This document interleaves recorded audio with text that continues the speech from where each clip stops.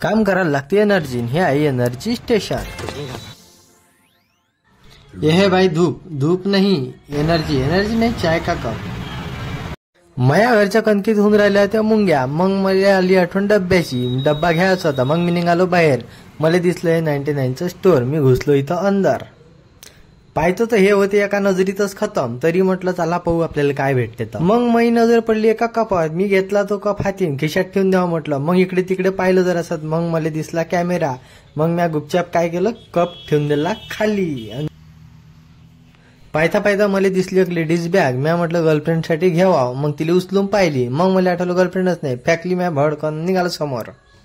मला जे घ्यायचं होतं ते घ्या, मी घेतलं आणि सोबत सोबत हे कचरा फेकायची डब्बा बी घेऊन घेतला आणि चाललो मग मी समोर। नाही म्हटल्यापेक्षा बरं वाटलं जरासं, 99चं सेल होतं, काही वस्तू कामाच्या आहे, काही वस्तू नाही आहे, याकडे तुम्हाला वाटतं तर तुम्ही बी जाऊन पहा, याचं लोकेशन आहे जैताडा नागपूर। चाललो मग मी घरी आता।